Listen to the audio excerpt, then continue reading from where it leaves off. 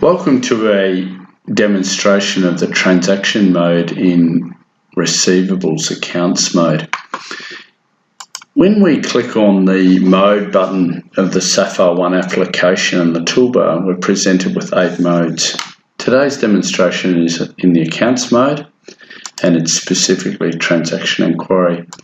If we go here to the drop down and we select transactions under receivables, we're presented with a transaction inquiry list, which is all our current transactions.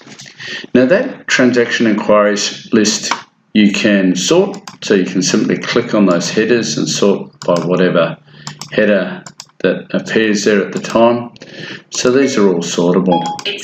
You've also got the ability to customize the transaction inquiry screen.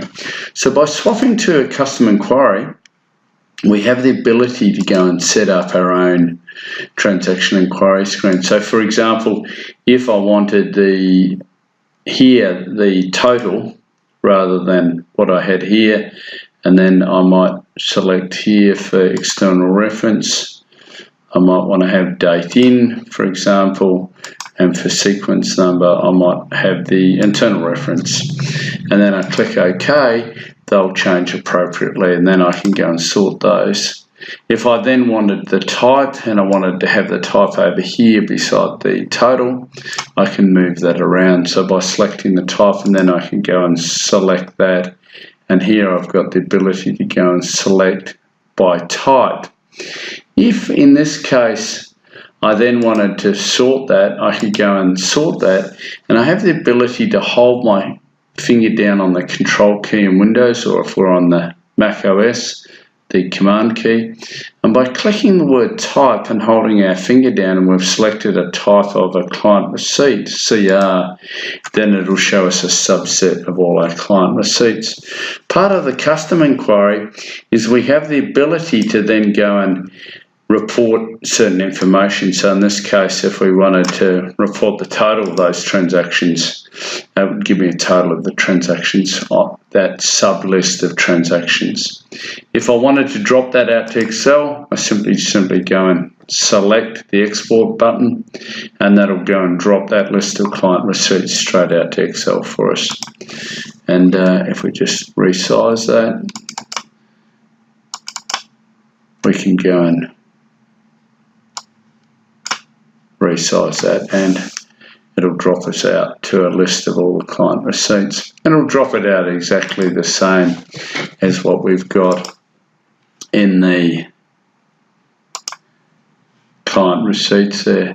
So if we go back to the client receipt, we've got that same capability, so we can go and sort by any of those columns. So if I wanted to go and sort that by, I can go and sort that column, and I've also got the ability to swap that around. So for example, if I wanted the type over here, and I wanted maybe the type over here beside the client ID, and I could go and sort that. We've also got in the setup as well, we can go in here and we can use related fields. So if I wanted to here use a related field, I could go on and click that, and I've got the ability to go and collect those related fields if I wanted to.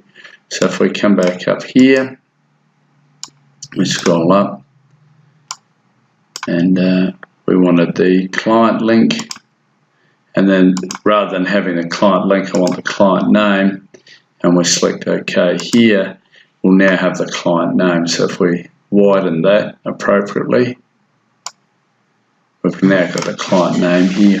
Now once I've set that up, if I close out of that now and come back into a transaction inquiry screen, it'll remember exactly how it was before. As part of the setup as well, I can set up different sets.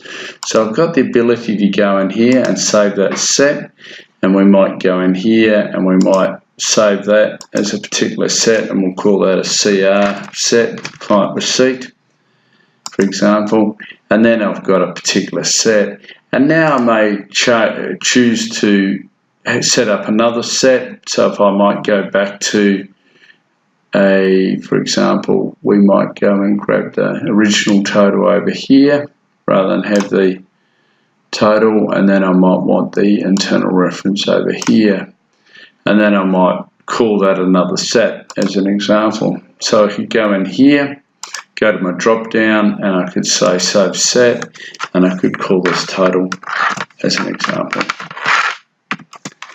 Click OK. And now I've got two drop downs in my list here, so I can go back to my client receipt, click OK. Alternatively, I can come to my setup and I can go in here and I can select that total view and it will swap the view for me. Now, as a user, you can set up as many sets as you like. It's unlimited within Sapphire 1 and you can move it around, and this will be unique to you as a user. So once you've set up your username and password and your user profile, whatever you change in the view here will change for only you, for your username and your login. So if a different user logs in, so for example, if we come back to a transaction inquiry, if a different user logs in, they may not even have access to the custom inquiry. They may just only have access to the standard inquiry screen. But even in the standard inquiry screen, we've got the ability to move those columns around. So for example, if I wanted the type over here, I can in the normal inquiry screen move those columns. What I can't do is I can't go and grab any field from the particular table. This has been the transaction table for receivables and put whatever fields I want. So that's the advantage with the ability to go into back to the custom view, and I want to look at a particular transaction. So we go here. I want to double click on that transaction. It's simply a matter of going in and looking at that transaction.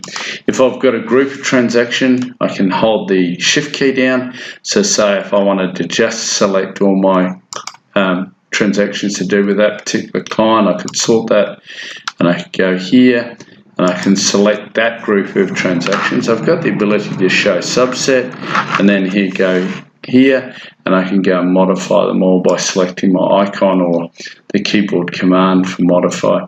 And then I've got a list here, so I can go through them one at a time. Alternatively, I can click on the list and I can go straight to a particular list. So here I've got the ability to go and select a group of records, show a subset, which I've just done, and then I've got the ability here to go and modify those or look at those as a group. And I can go in and modify those, and then I've got the ability to jump to the end record, jump to back one at a time.